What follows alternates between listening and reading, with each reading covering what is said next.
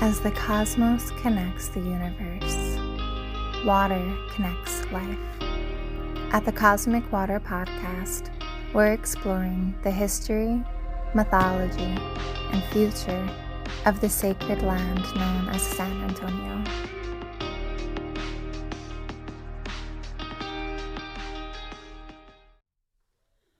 All right, welcome to Cosmic Water Podcast. I'm Maureen. I'm Angela. And today we have James Hamilton with us, the notorious Saha/Opportunity Home tenant organizer. James, if you want to start off with just kind of giving us your history with San Antonio. Yes, my name is James Hamilton, stringer reporter / podcaster. And I was born and raised here in San Antonio.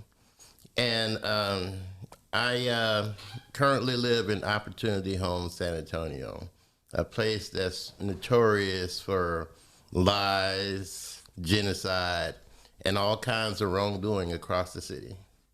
Opportunity Home is the new name for San Antonio's public housing authority, which was formerly SAHA, San Antonio Housing Authority. They changed it when they got a new CEO. And tell me, James, how do you feel about that name change? Well, Opportunity Home is supposed to be the renaming or rebranding of the San Antonio Housing Authority. They say it's a new beginning, a new chance for opportunities for everyone. But the only opportunities that's being offered is opportunities to discriminate, opportunities to allow people to die in their homes, opportunities to evict people without reason. I have a long history of oppression, which I guess becomes easy to do when you put all of the city's most vulnerable people into particular localities. I don't know. What do you think about that?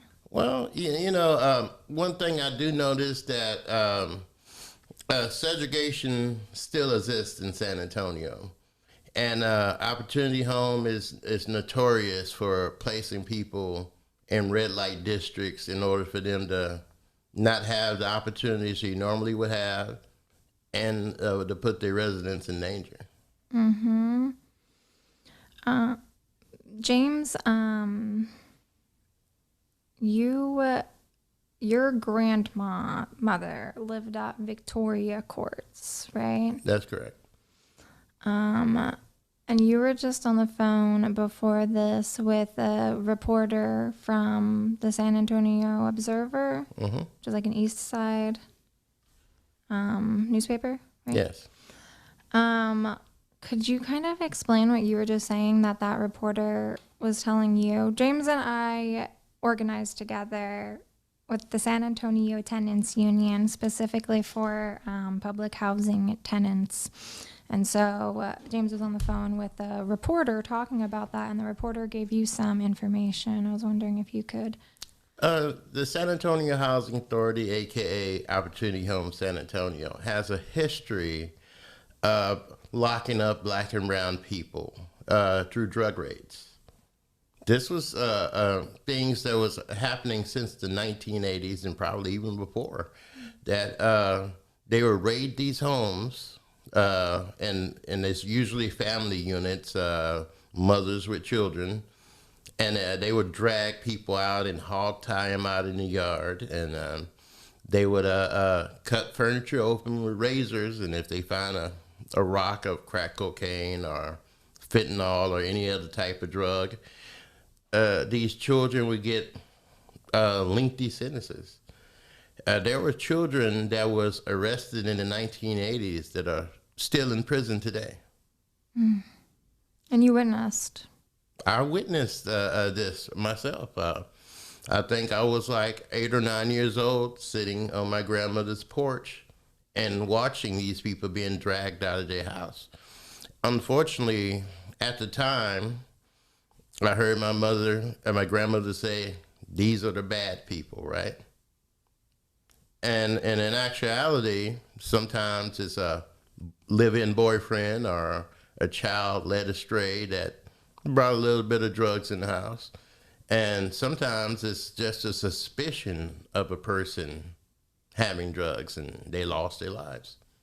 And this is all the product of the San Antonio Housing Authority.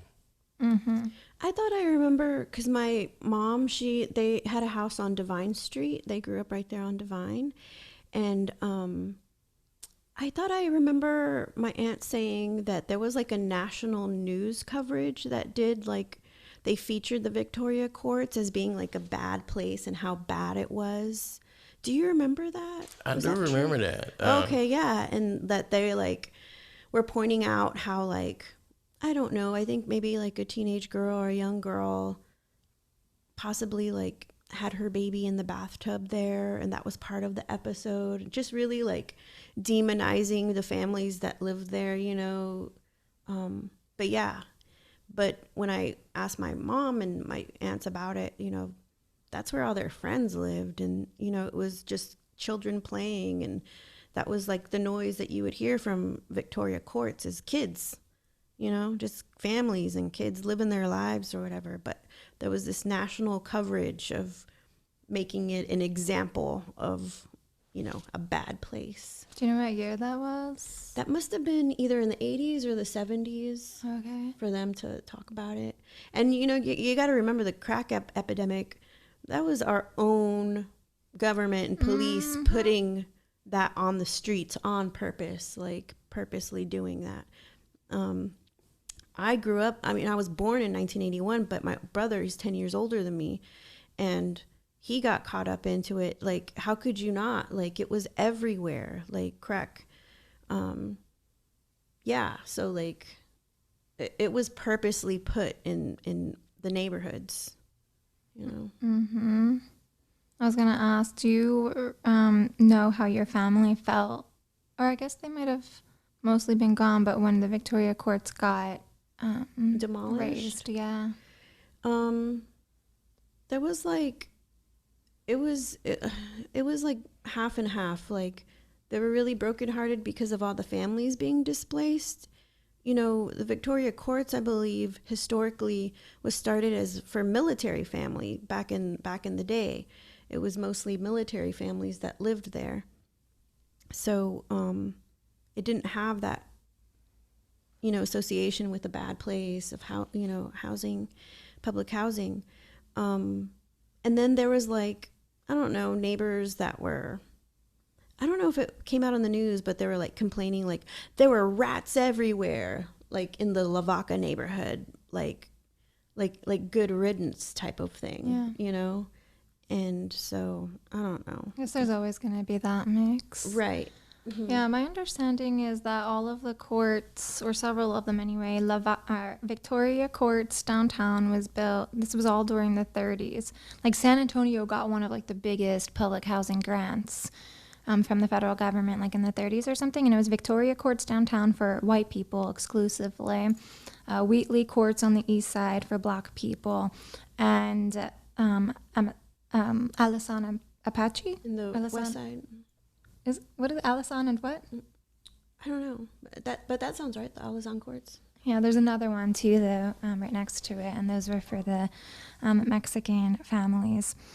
And then starting in 2000, they just started getting rid of everybody and demolishing them and building these mixed income communities, which is actually, I discovered, is a method that came from China.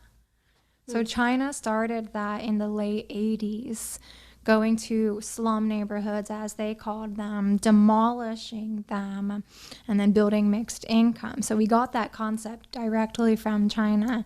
But because like I couldn't find any good information on what happened to those families in China, because, you know, like the state runs the media there, so nobody really knows, but they supposedly got good relocation packages, which historically, if you look at the facts, is not true. It's always, you know, they try to say to the state in China that slums don't exist, that there's zero slums. 0. Like, okay, you guys just hide them all, but there's like literally concentration camps there. But whatever. Anyway, my point being, what happened to all of the tenants, all of the families at Victoria and Wheatley courts, and have any other ones gotten demolished?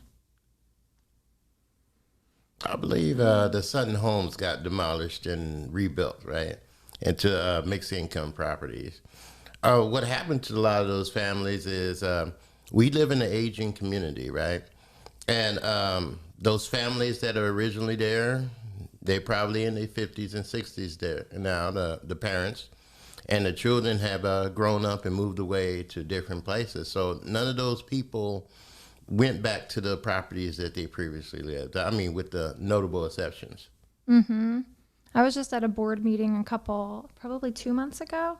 No. I listened to it. You had sent a video, and I listened to the public comments because that's the only part I care about, really. And there was this public housing complex, I guess, over on the west side, where the local neighborhood association brought several of the tenants there, or a few of them elderly, who were like, well, we want new buildings. Like, we want better conditions for our kids. So yes, go through with this plan of demolishing it. And I just was so appalled that this neighborhood association, right? Of course they want the public housing out. It diminishes their home values and stuff. That they brought people and didn't give them a heads up. Like, I think it's totally fair to want better conditions. Like, obviously nobody wants to live in these so-called slum conditions. But they are not telling them that once they demolish those, Saha's likely not going to take care of you. They're not going to relocate you. We don't know where you go. Like, academically, when you research displacement, and specifically with gentrification, it's like it's really hard to get research on that because once people are displaced, they disappear. Mm-hmm. And there's like not really ways to talk to them.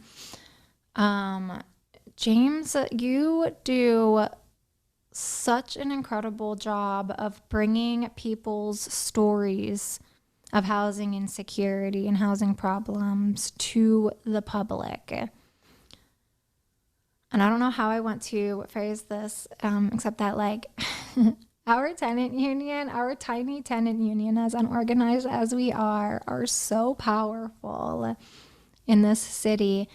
How do you approach that tenant organizing? Well, the way I approach it is I start to think, what would happen if I was in this horrible situation? If I was threatened with eviction or displacement, or a crime that happened and suddenly it's knocking on my doorstep. That's how I visualize before I go out and act. Currently, I don't know how long I'll be able to organize because the Opportunity Home has a new tactic of eliminating organizers here in San Antonio, housing organizers.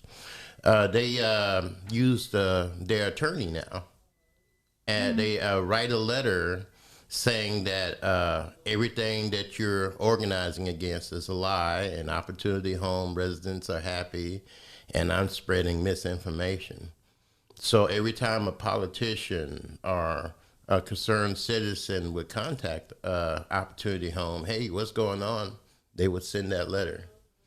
And the end result is that the person would say, I can no longer help you, because they got a letter from an attorney saying that there will be consequences from spreading misinformation. And that's the tactic that they're using for anybody that decide they're going to organize against Opportunity Home. Does that make you feel defeated? No, I just love when that happens. I was like, James, don't say you're not going to organize. Yeah. We just got to show up to the board meeting and call them out. Obviously. Fix that real quick. Obviously, they still afraid because they said that, well, we're going to send you a copy of the letter. That never happened yet.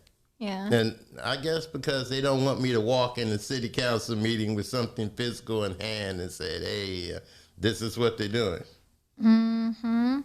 When has there been a moment where you felt the most like wow, my voice makes change? Well, the most powerful moment that I've seen since I started organizing is the protest on Nisi Voce's loft, in which the man was hiding in his restroom as protesters lurked around outside. Somebody told me that he was afraid, and I'm sure he was visualizing all the wrongs he did to those people, and folks that he was trying to relocate with just feet outside his door, right? I can imagine the feeling that he had. And it was so much of a powerful experience that the Opportunity Board decided that, hey, this has to stop right now. We're going to send you on your way. Do you think it was because they felt bad and recognized that he was an awful, evil person? He even looked evil. His look was just so evil. But or do you think they were just scared of media? I think they were scared of media, but I thought that also that they were scared of the people. Hell yeah. Yeah, because they have to live in the community too, right?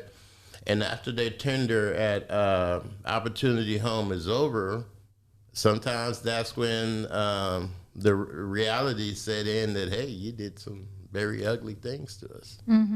Do you think that we had any impact on Cha Guzman, Cha Guzman was the board president? Is that what they call it? Yes. Board president, right? So she's in charge. She's basically literally in charge of everything. Like everyone's supposed to, the CEO, everybody in Saha is supposed to do what she says. The board has to do what she says.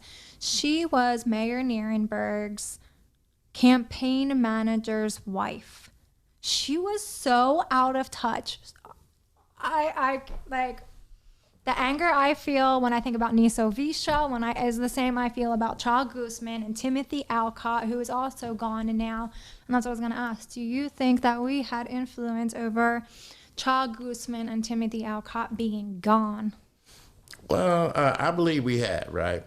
There was nobody else other than us that actually mentioned that, hey, it's some nepotism going on here. Right? How many years was she on there and nobody would call that out? Yeah. I started saying it when I went to the Saha board meetings, the city council meetings. I'm like, oh, and the mayor's campaign manager's wife getting the goods for what? For what? This woman she would just sit there and eat the entire time during the board meetings. It was bizarre and talk down to us. She started kind of getting better towards the end, I think, because she was just so scared of what we would say publicly.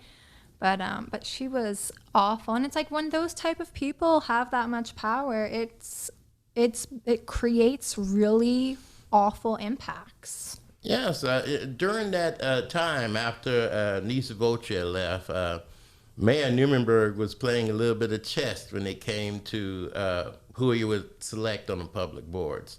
The people that were considered activists, the people that actually cared about the community, was removed and they were replaced by former city council members and their families. And it got to a point that anything that Mayor Nuremberg wanted, he got, right? It was so awful. Yes. That was so awful. How can anybody ever forgive him for that? Well, it's his last term in office, right? So when a person's on their last term, they tend to have less empathy for the public than they would normally would. I think that was his second to last, but nonetheless, he's such a He was going to win and win and win no matter what. And wherever he goes next, he's going to win because all he is a robot for whoever is telling him what to do. You ever Google him, his pictures? You Google images and all they are is just like Batman His pictures. guns. Yeah, all his muscles. Yeah. Well, currently, there was a talk that the Biden administration is going to take him on. I saw that. In some type of position. And I kind of believe that rumor because the White House has a habit of tapping into San Antonio when it comes to the HUD secretaries. Yes, Yes. For housing, Yeah. which is ironic because we have such a backwards and awful and discriminatory history with housing. Yeah. What would you do? What would you do? What would we do, James, if Mayor Nierenberg became HUD secretary? Wow. Well, I don't know what to do. But personally, I think things will get worse as time goes on because this man in power with HUD, right? It's going to be a disaster. I like that showing up to their apartments or whatever y'all did. But everyone's so scared. Think about like Julian Castro, who was Secretary of HUD, and before that, was it Henry Cisneros? With Clinton? Was that? I don't know. Probably. Yeah. Probably. Yeah, and so then Julian Castro was under Obama. Yeah, they have such an obsession with San Antonio people and housing. What was I thinking with that? Oh, that everyone took, like, nobody, what did Julian Castro do for San Antonio?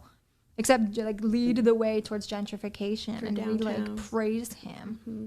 Everyone's so scared of him. The developers love him. Yes, right? So why is he this, like, savior? I don't understand it. Yeah, savior for whom? Yeah. That's what Terry was talking about, right? Like, he's on the SAISD board now.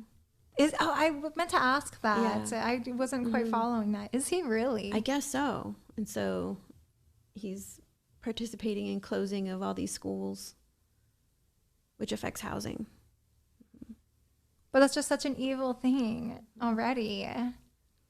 It's not people, it's just numbers on a piece of paper, you know? So it's easy to do. I used to know somebody who knew them when they were little babies, Julian and Joaquin Castro, and actually got their mom a job, like at one of the what's those little gas station picnics? Mm-hmm. Picnic when they were like little babies, and she was like this radical communist, right? And I'm just like, what happens? Like, what happens when, and I guess I can see it now that I'm raising kids. At some point, you kind of like, you can't control a kid and what they think, right? You have to guide through values. And it just makes me wonder, like, what happened that these two, smart boys from the hood, from the West Side, end up at Harvard, right? That's where they went. Yeah. And just becoming so bougie and out of touch. Do y'all remember when one of them tried to show up to an event to pretend to be the other? I've heard of it. I think it might have been like a fiesta event It's or a something. parade. Right. Because they're twins. Like, you just send the other brother. I heard that everyone was pissed. Hell yeah. Mm-hmm. Like, we can't tell the difference. Yeah, it's frustrating. Well, what's next, James? How do we adjust this? Oh, let me say that because this is important. We've been doing tenant organizing work for. How did you get into it? Well, I met a man named Pancho Valdez. Right? Pancho. Yeah, he has a way with him that if he sees somebody struggling, he would take them under their wing and teach them and nourish them and send them back out. Yeah. That's what he done with me. He was an incredible tenant organizer. The man that built me into the person I am today. I love that. If you had to put like roles to like all of the success that we've had as as San Antonio Tenants Union, what would you say is like Pancho's role for our success? What's your role for our success? Like, how have we been, as this small organization, very unorganized, which I'm personally okay with because I think that gives us the autonomy and sort of like, I was talking to a friend and explaining it, and he said he calls it guerrilla organizing, right? Like guerrilla warfare, where it's just sort of like, we're just like haphazard, like as issues arise, we just like show up, everyone just take action with whatever. But yeah, what do you see like where all of your success has come from, and where Ponchos has like, what has created such an incredible and impactful tenant union? We're a group of people with numerous skill sets and experiences. And there ain't no roadblocks on what we can do. If we feel that our presence is needed somewhere and we needed to speak without asking for permission, we can do that, right? Pancho Valdez, he's been organizing for over 50 plus years, right? And that type of experience you just don't find everywhere, you know. He's been doing it when most of us was in diapers, right? So having that man as a motivator, and hopefully we have him for many more years, because the city of San Antonio have grew into a mindset of, if you don't have money, you're not important. Mayor Nuremberg, his way of thinking is we always have the poor with us, and and it seems like that he don't care much about us, only the rich developers and stuff. So until you realize that, you won't know what's going on in the city. So being an organizer, you have to have the open mind. You have to be able to see what's going on and read between the lines. And continue saying it like you. I always admire that about Poncho, where he repeats over and over again, you don't care about poor people.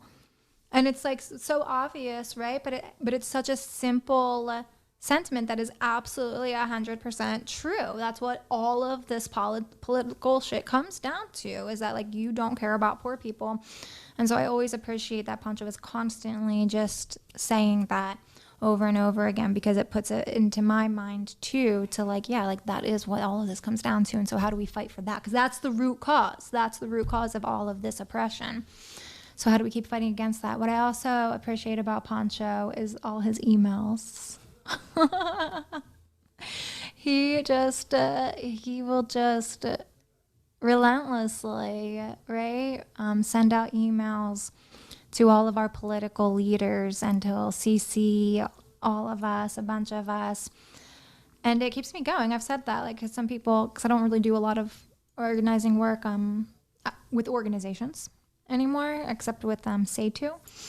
And so when I see people and they're like, oh, I didn't know you were still doing stuff, I'm like, I wouldn't be doing this if it wasn't for Pancho just like continuing to send the emails out, make meetings, sends his texts out like, we're being oppressed, who's with me? like probably like bi-weekly text messages, and just like, who wants to meet? And so we just keep on going and meeting and hearing from tenants. And that just like, I feel like keeps on motivating us to just keep on doing stuff, because these are issues that like they would not hear otherwise. Right? Like if we were not going to these board meetings or to city council and saying them on the microphone, they wouldn't know that it was happening. I mean, how often do you talk to politicians where they can't believe what you're telling them? Oh yeah, definitely. What a lot of politicians are saying is, I talked to several residents and they say everything's fine, or the CEO has said, but they never go to these properties and talk to these people face to face, right? And with the lack of availability that personally go to places, they find themselves just listening to what other people say, right? And when they hear otherwise, they in a state of disbelief. Truly, they are in absolute shock. And it's to us, it's like, oh my God, we see this every single time we talk to a new tenant. How can they be so out of touch? Yeah, and there's a fear factor as well, right? The people are afraid of talking, right? True. Because of the fact that they can be evicted so easy, or they could find something to evict them for housekeeping inspection, Yeah. somebody staying a little bit longer in the apartment than they should have. Those are the realities of Opportunity Home San Antonio. Yeah, when you control the roof over somebody's head, their most like vital lifeline, right, to survival, then it's like you really control their entire world. The Yeah. wealthy are the most segregated group of people, I think, which is why they're so out of touch. San Antonio has the highest economic segregation in the entire country, meaning that the richest people live farthest, like geographically, live farthest away from poor people. And so there's just like no interact or very little interaction. They're the most segregated. And in San Antonio specifically. And then those are the people who get put on the board. That's who the mayor chooses to be on the board of Saha. Make decisions for everyone else. Make that make sense. The richest among us. I don't understand it. And people just go along with it. Like, oh yeah, they're rich, so they should be on the board because they're probably educated and therefore they have expertise. It's like the tenants. I'm about to like start banging. I don't want to hurt They the keep us mic. distracted, Yeah, with yeah. the Spurs and Fiesta or whatever. Yeah, Beyonce, Taylor Swift,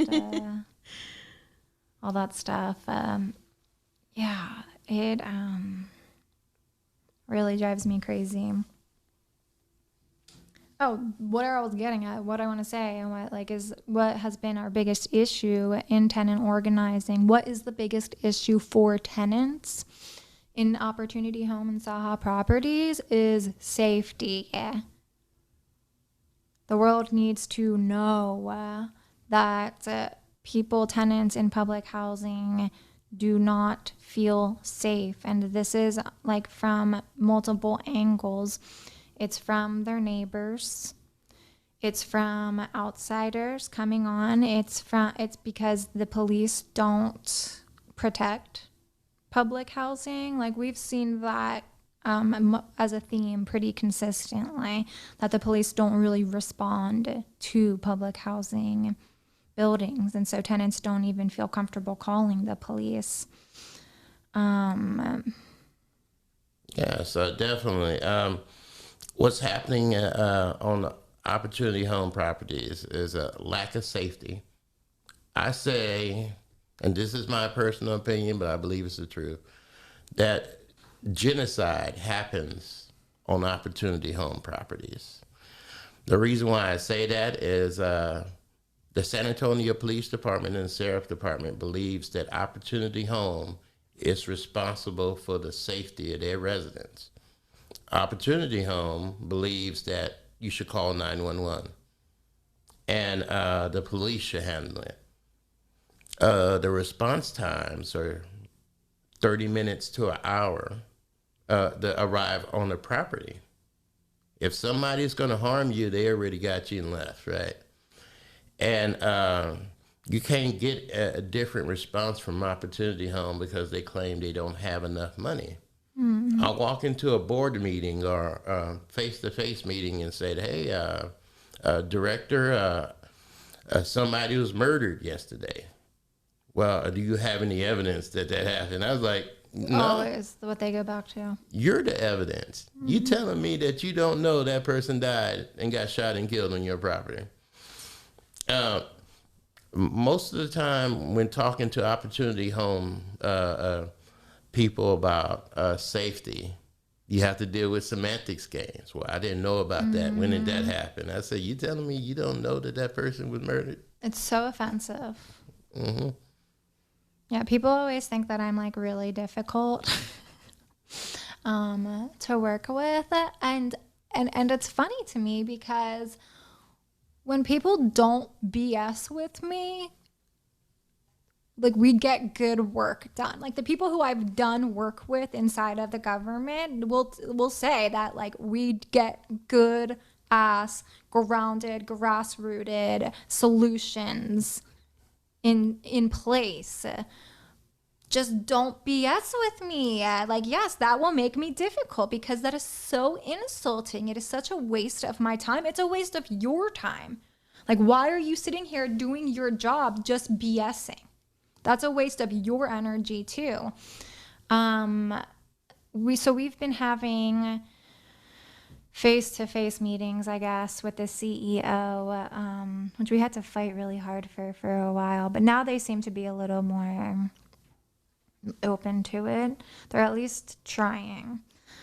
And at the last one, James, you couldn't go to, but we're always asking about safety. What are you doing about safety? And for almost 2 years now, they just give us BS responses like, oh, we don't have any money for that, which is like, okay, well then let's talk about it. It's like my same response every single time. I'm like, okay, you keep saying that and we need to figure it out. So let's have these conversations, not just in this room with tenants, but with the board, etc. And then their other excuse is that they don't have the data. They don't have the data to say that there's the need for safety. I'm like, just go to the tenants and figure it out. But anyway, this last meeting, of course, we brought up safety. And I must say that Joel was just BS. He just completely BS the entire thing. Everything was an excuse.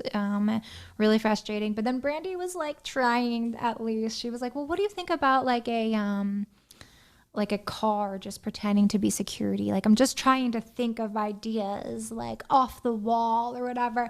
And I have to say, I at least appreciated the solutions focused orientation of that. Like an empty car? Yeah. Uh-huh. But just because like they don't have any money, so she's like, what can we do? Right? And I don't have a lot of good things to say about my past experiences with her, but I have to say that I at least appreciated that. I must say, when I was a teenager, we went and visited the East Coast, and driving through Rhode Island, they had a life-size cutout, realistic-looking police car on the side of the highway, and that thing worked. Yeah. You slowed down. Yeah.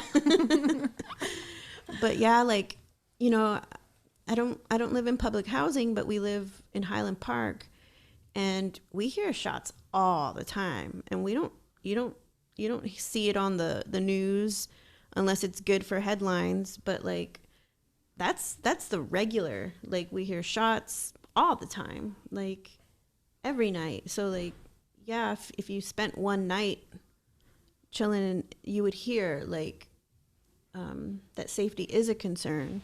And the only time we do see police is when they're like, I don't know, wanting to flex, I guess, because they'll just cruise through our little neighborhood streets super fast or whatever, but no sirens or anything. And you definitely don't see them when you hear the shots.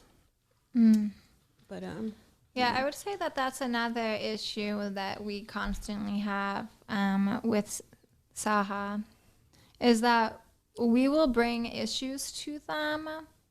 For example, Brandy, she a couple months ago got in front of the board before public comment, I guess, to like make their narrative, create their narrative before we could speak.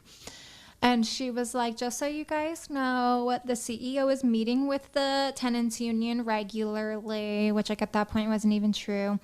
And we are working on the issues at is it okay if I say? At the properties that our tenant union members reside at. We're working there on the issues there. But it's like they have like 30, if maybe 100 properties. And so we're constantly having to tell them like, look, we're bringing these issues to you because we need them to be resolved, and because these are issues that are happening with tenants all across the board on all of your properties. And you guys, as a public funded agency, have the responsibility to deal with this, not just for your tenants, but for all of San Antonio. And that, like, when you say that this is happening inside of your neighborhood too, it's like, this is indicative of what's happening all over San Antonio. The safety issues are concentrated at public housing, and then should be exposing to you what's happening all around there too.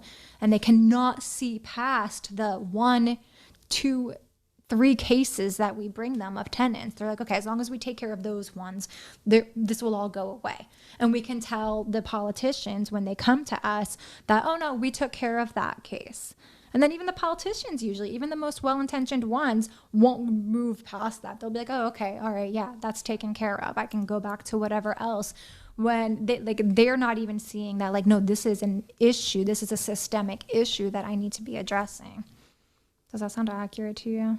Yeah, that sounds accurate to me.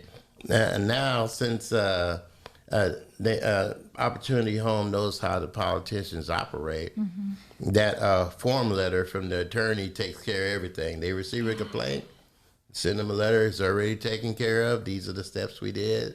We're not talking about it anymore. So you ain't going to get any response. Joel Tobar, the director of federal public housing, which I call as a BS expert, right? Absolutely. Yes. Yeah. He plays semantic games with you all the time. God, it's This man, any problem that comes up, he could have found a solution in 15 minutes based on My the little head's gonna fancy words he used. explode thinking about it. Yeah, and I believe that's why he was placed in that job, right? Generally for trying to extinguish fires that comes along. Somebody said somebody was murdered. Well, how do you know they were murdered? Don't Where's listen the to the data? news. Right? They've told him, they've literally said that before. Don't listen to the news. Or how do I you know even that tell my happened? staff, don't listen to the It's news. like, well, you telling me that a San Antonio police vehicle got shot up with 100 rounds of ammunition from an AK-47, and you don't know that happened? Don't listen to the news. Don't listen to the news. Those AKs are really popular. That's what I hear. Really? Yeah. Yeah. Super popular. I've been watching too much DC Universe stuff. Green Arrow. Have you guys seen Green Arrow? Oh, Not yet. how do we get those guns off the street? Off the streets. Yeah, that also brings up other things for me about the government having too many guns too. But all right, but moving forward. With Saha stuff. James, what do we do moving forward? Well, we keep on fighting. No matter how many threatening letters we get from attorneys, we keep on fighting. What do you want to do about that? I keep on fighting, For the simple reason is, okay, they could threaten me with an attorney, but I really doubt they're going to go forward any further because they're going to expose themselves using public money to intimidate and try to scare the public, right? One thing I learned a long time ago with Opportunity Home, when it's up to a fight and a public fight, they tend to back down and try to negotiate. I really do doubt that we're going to get what we asked for, right? Under the current administration of Opportunity Home. They need to be replaced with people that has more empathy for the people living on the properties, right? Only thing they have to do is admit that they have a problem. Hey, there's a crime wave at Opportunity Home properties, and we don't have the money to fix it. That puts the politicians in the place that they have the incentive to fix these problems. But they refuse to admit that there is a problem. Mm-hmm. And just keep talking to your neighbors and organizing like y'all are, right? Because like in our neighborhood, the displacement happens through code enforcement with the houses.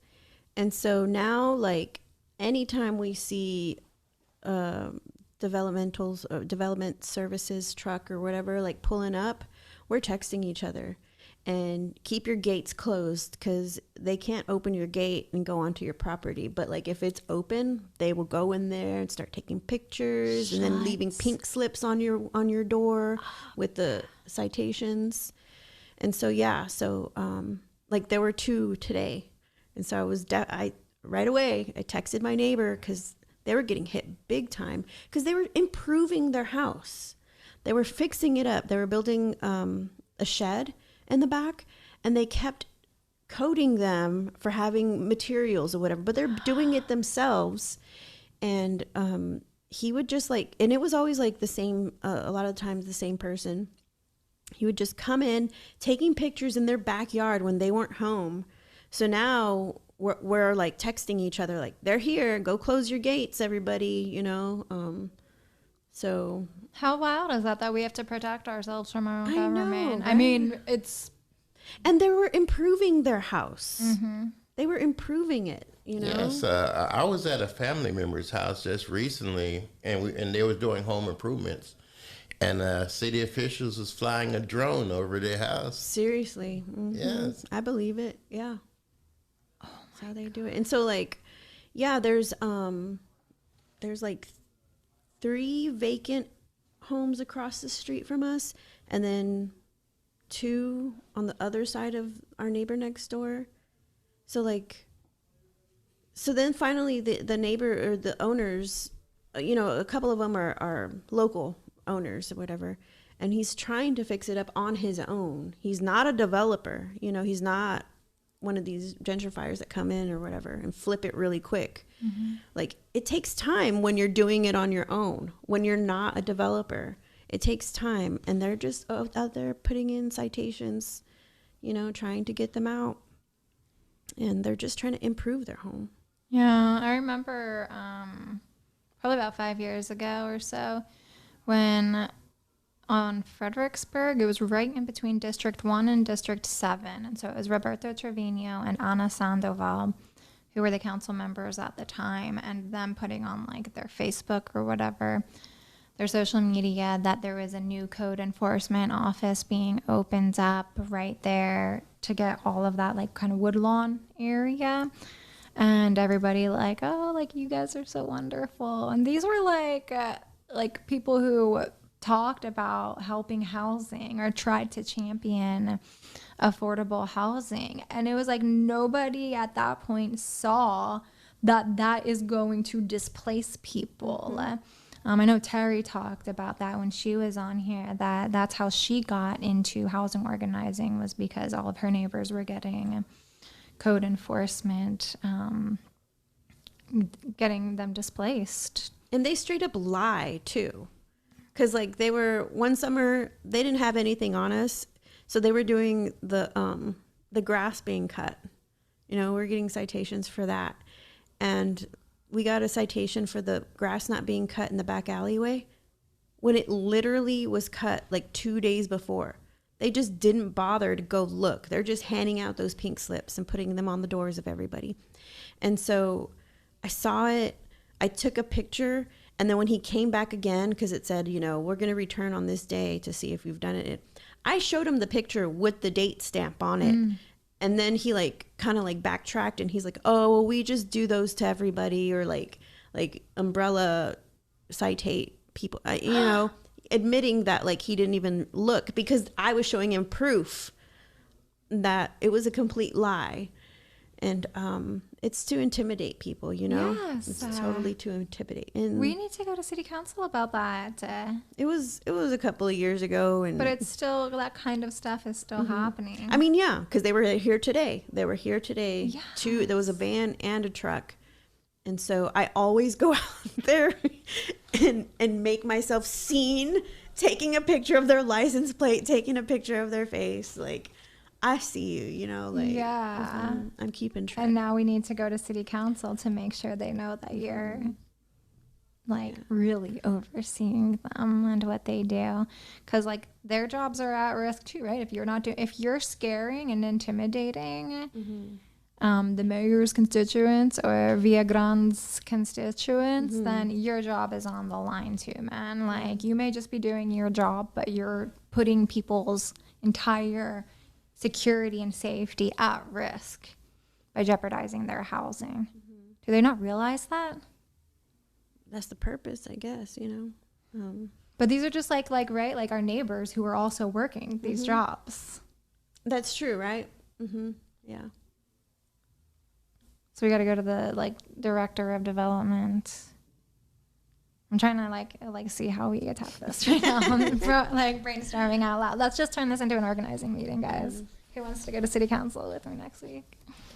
All right. Wednesday nights, guys. For San Antonio people, every Wednesday evening is Citizens to be Heard.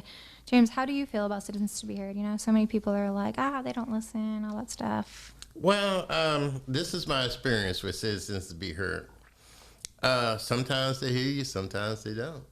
And if you're saying something that's really embarrassing that particular city council member, as soon as you sit down, there's a person from their staff coming over there giving you an email address or well, we write on it, right? If it has to do with security, they come to you and there's an officer there, you know, well, we're going to take care of it. Here's my personal phone number and email address. Do it get taken care of? Probably not.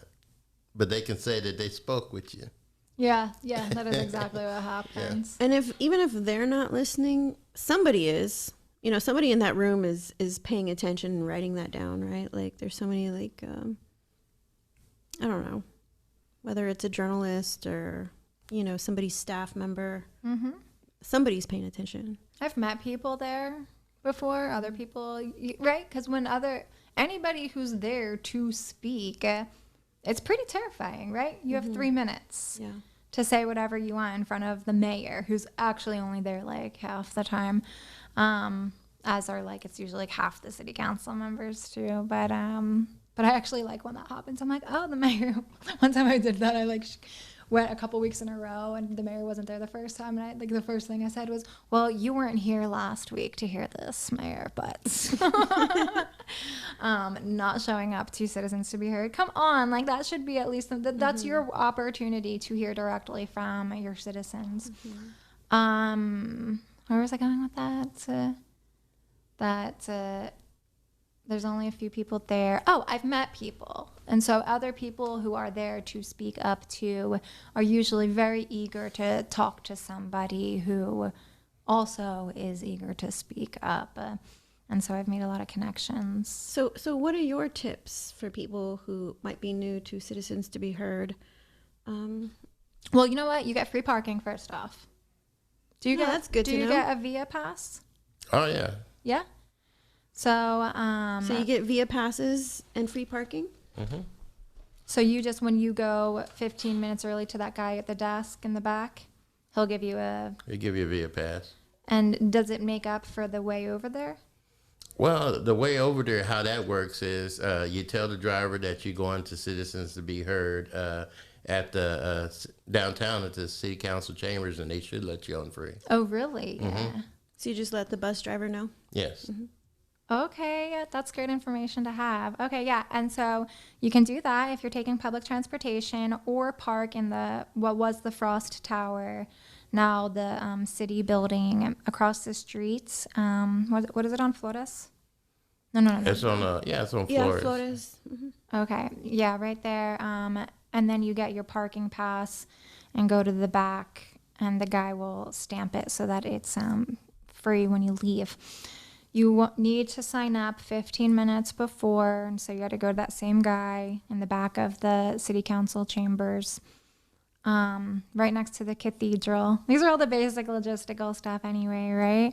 It's not in City Hall, it's in the council chambers right next to the cathedral. Or you can sign up online, and online you can even type out. So you don't even have to show up. You don't even have to speak it. You just type your comment and then they'll read it out loud. So then you don't even it's just your name and a comment. And it gets read out loud and they have to listen to it. And then, there's usually not many people. I always try to tell my kids, I'm like, we'll be there for 15 minutes. Just bear with me. And then you get your 3 minutes, and I love it. I love it so much. Personally, I always say a Hail Mary before I go up.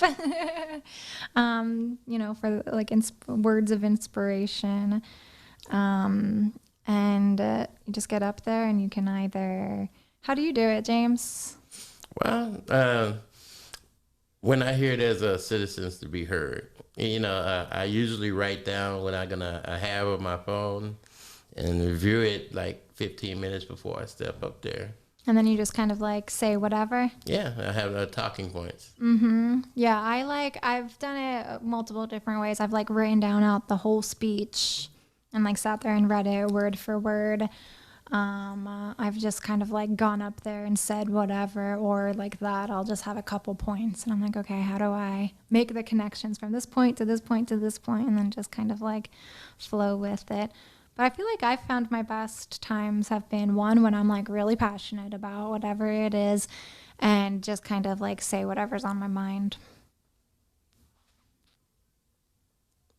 And when I get to like stare the mayor in the eyes, because you know what? He does the same thing every single time. Can you do the mayor face? What does the mayor look like? He just stares at you with that look. I think I'm paying attention. I don't know, whatever they're coding inside of his robot brain to like look at you, and he just like he just stares. To me, the look he gives is the look when a person needs to go to the restroom, but he can't leave his desk at that particular time. That is kind of what it looks like. That is actually kind of exactly what it looks like. And so he'll stare at you. So if you want 3 minutes of a blinking game with the mayor, stare back and kind of cross your eyes a little. Oh, you want to play games? Who can laugh first? Who makes the mayor laugh first, guys? I wonder, like, God, I'm just like thinking of more organizing actions. Like, if we go and do that, and then how he'll act the next time. Like, we should try it. No, right? Yeah, bring media. Be like, oh, we have something really big going on, and then just like we're just having staring contests with the mayor and trying to make silly faces. And if you just do that for 3 minutes straight, right? He can't kick you out, right? If you go up there and not say anything. Yeah, legally. Or you can speak very Well, I've slowly. seen the mayor throw some people out, but they have to be real radical to get to that point. Were you there when we all like planned on getting kicked out? Yeah, it's just unfortunately the Texas Organizing Project did it before we did, right? It's like, oh, I don't want to get like The disruption. Yeah. Yeah, well, they just didn't follow what we were supposed to do. Is like me and Jake went first. We started like, yelling and screaming. And so they kicked us out, and then it was supposed to wait like a few minutes until the next group, next 2 people did it. And so that way it would like keep it all going for like an hour or so, right? They wouldn't know who was going to go next, so they couldn't just kick out everybody. That would have stopped the whole meeting. But instead, everybody, like, once me and Jake started getting kicked out, everybody just started getting rowdy. So they all just kicked us out at once. So I was like, that defeated the whole point Yeah. of us canceling this meeting. But I tried to get the BRAC people to do that. Nobody was down. nobody, yeah, what? Manifesting more radical peoples. Yeah. One person just went up and held the sign. One of the biggest moments, I believe, when it comes to organizing and doing some what they call disobedience, right?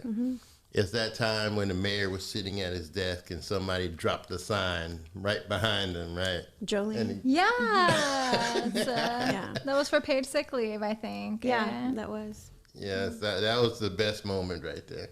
Yeah, we need more of those. Or there was this really radical organization that came in and then left. It was so weird. They came from another city into For San paid sick Antonio. leave? No, it was for like immigrant rights, I believe. It was in like 2018. Yeah, it was 2018. And they did an action where there was like a river parade, and so the mayor was like on his little river float going down this parade, and they put a bunch of signs on the bridges, like dropped them. Oh, nice. Yeah, it was Yeah, really yeah. cool. Yeah, we need to utilize the bridges a little more, huh? Like, Yeah. And just signs. Do you know what? That's another, I feel like, underlooked tactic that has been highly successful is just signs. If you can get the right words on a sign and then get a couple media pictures or whatever, it's really powerful. I was told that the mayor hates those signs that has a picture of his face on it. gotta get more yeah? of those then. James knows all the chisme all the time. I don't understand it, James. Everything. James knows everything about like all this background information about all the the most powerful people. I'm not gonna ask you how, cause like I kind of like that it's a mystery. I'm just like, how It's a big city with a small town vibe, I guess, right? Like, yeah, it's really helpful. It's really helpful intel for organizing. Is there any other tips you have for anybody before we sign off? Well, let's keep the fight going. Make contacts and friends along the way, and do collaborations. I mean, a large majority of change that we have in the city of San Antonio is something that you cannot do alone. Yeah, you know, so if you could collaborate with other agencies or other organizations or people, you know, do it. There's power in numbers. I would absolutely. I would say that's where a lot of Setu's power comes from too. Is that like, you know, you have all of your network. Pancho has all of his network. I have all of my network, right? So like when we do have to come together to like really get something done, then it becomes easy to just kind of like get all of that information spread out throughout all the networks. Love it. Any closing thoughts, anybody? keep talking to your neighbors. Hell yeah. Build community. That's where it's at. Alrighty. Well, thank you, James. Thank you. You're welcome.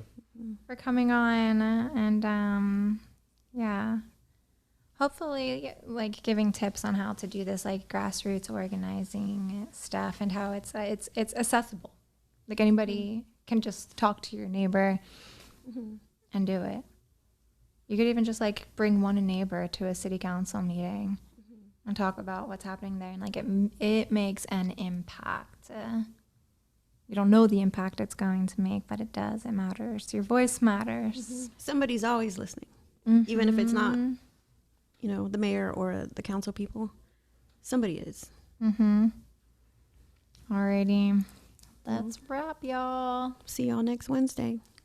Thank you for inviting me on. I was like, what's next Wednesday? Citizens to be heard, y'all. See you there. Bye. That was super informative. Yeah, thank you, James. Yeah, Victoria Courts.